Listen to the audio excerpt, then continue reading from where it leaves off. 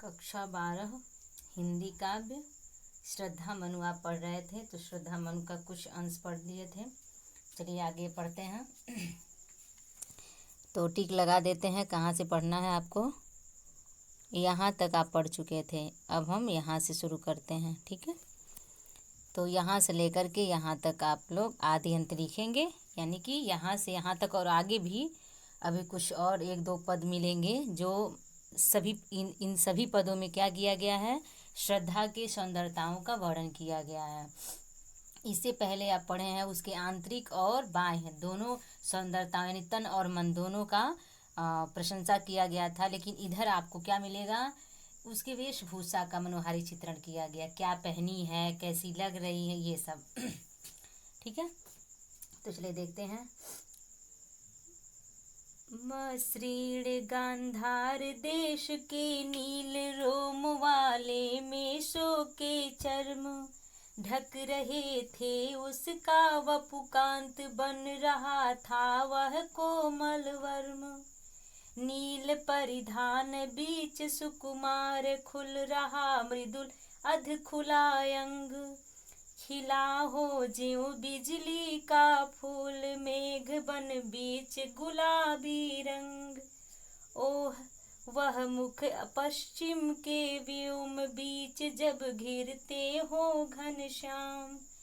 अरुण रवि मंडल उनको भेद दिखाई देता हो छविधाम।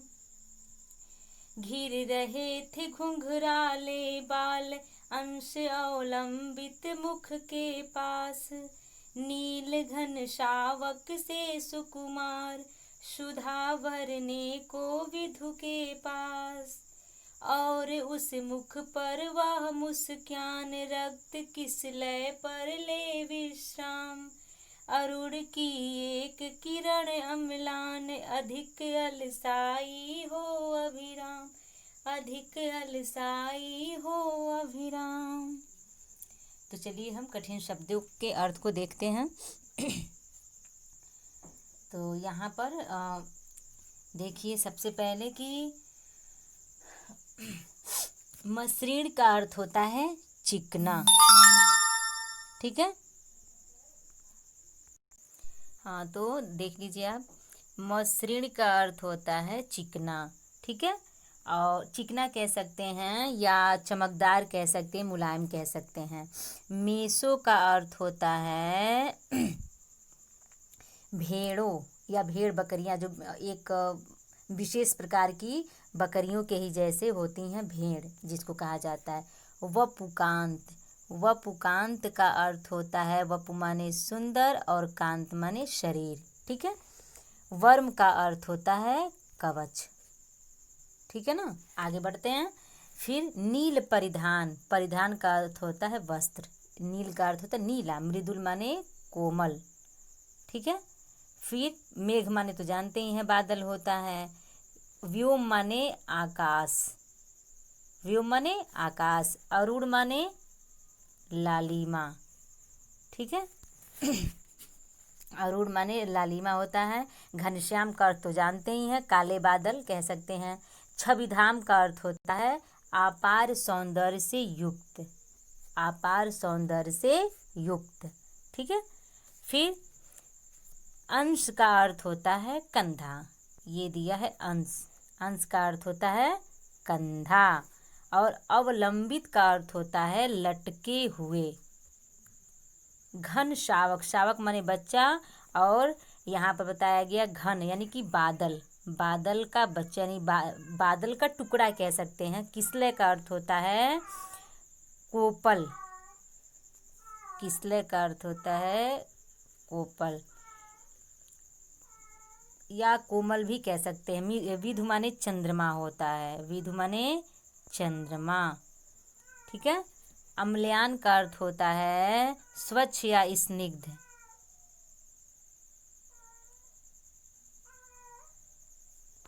चलिए अब हम प्रसंग तो बता ही दिए हैं। प्रसंग में यही लिखेंगे कि ये प्रस्तुत पंक्ति में श्रद्धा के मनोहारी वेशभूषा का चित्रण किया गया है।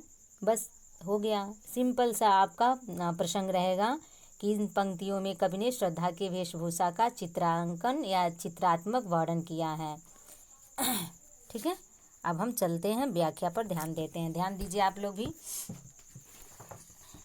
यहाँ बताया गया है, ध्यान दीजिए कि मसृण गंधार देश के नील।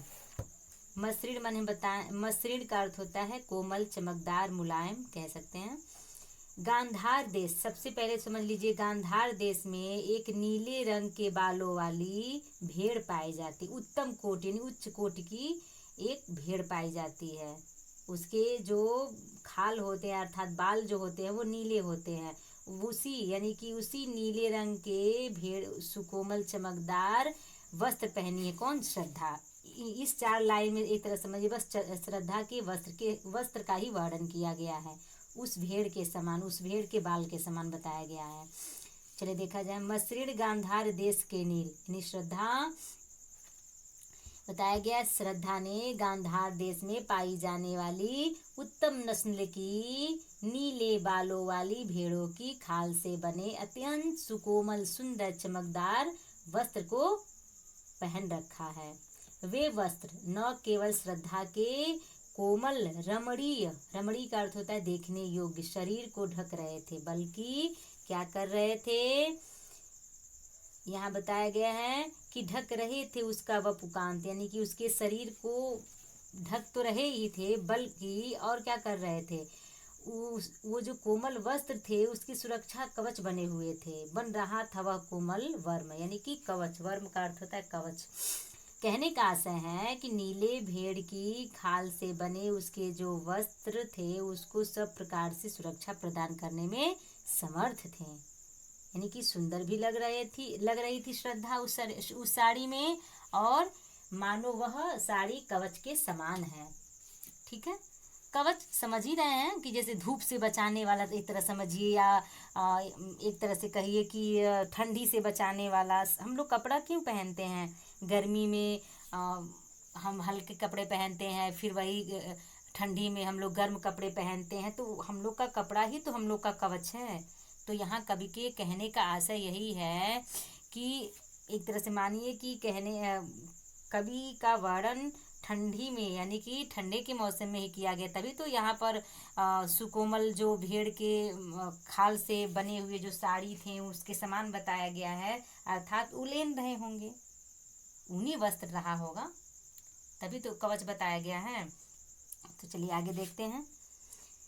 फिर इसमें कहा गया है कि नील परिधान बीच सुकुमार खुल रहा मृदुल अधखुला अंग, खिला हो ज्यों बिजली का फूल मेघ बन बीच गुलाबी रंग।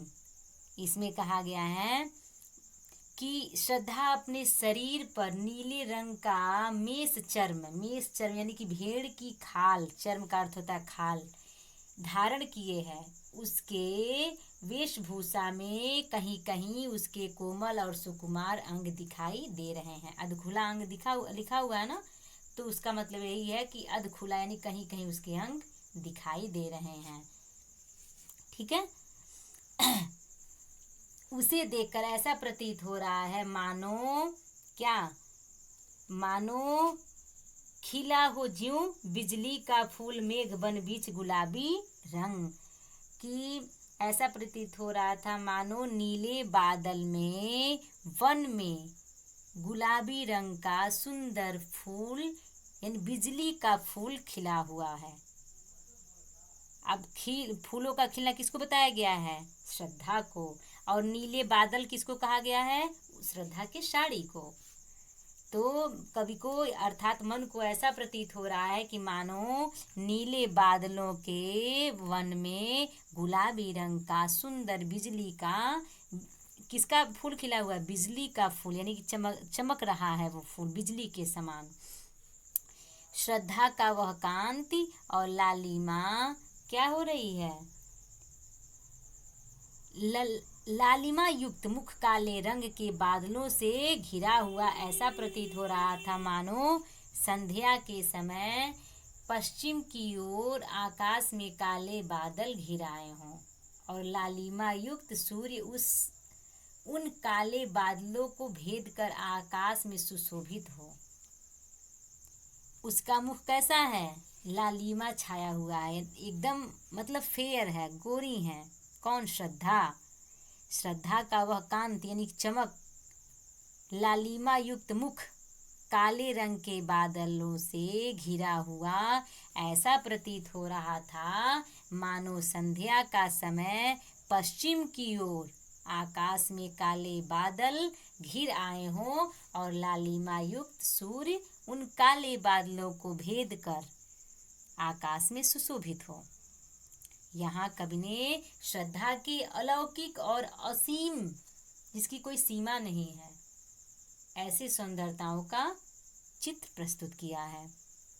ठीक है, तो चलिए आगे बढ़ते हैं। और फिर बताया गया है कि घिर रहे थे घुंघराले बाल अंश, अवलंबित मुख के पास नील घन शावक से सुकुमार सुधा भरने को विधु के पास। इसमें कहा गया है कि श्रद्धा के कंधे पर लटकी हुई घुंघराले बालों की लट, घिर रहे थे घुंघराले बाल अंश अवलंबित मुख के पास। श्रद्धा के कंधों पर लटकी हुई घुंघराले बालों की लट मुखड़े पर ऐसे झूल रहे थे, सुशोभित हो रहे थे, जैसे कोई नन्हा बादल, यहाँ लिखा हुआ नीले घन शावक से सुकुमार, यानी कि नन्हा छोटा सा बादल का टुकड़ा अमृत पीने के लिए सागर के तल को छूने का प्रयत्न कर रहा हो। सुधा भरने को विधु के पास, सुधा माने अमृत। ठीक है, उसके मुखड़े पर और उस मुख पर वह मुस्कान रक्त किसले पर ले विश्राम। बताया गया है कि उसके मुखड़े पर मोहक मुस्कान ऐसी लग रही थी, मोहक माने मन को मोहित करने वाली, जैसे लाल रक्तिम नवीन कोपल, यानी कि बहुत ही सुकोमल लाल रंग के सूर्य की एक अलसाई सी स्निग्ध, यानी कि स्निग्ध का अर्थ हम आपको बताए हैं। स्निग्ध का अर्थ होता है, एक तरह से कह सकते हैं स्वच्छंद, कह सकते हैं स्वच्छंद नहीं, स्वच्छ। ठीक है,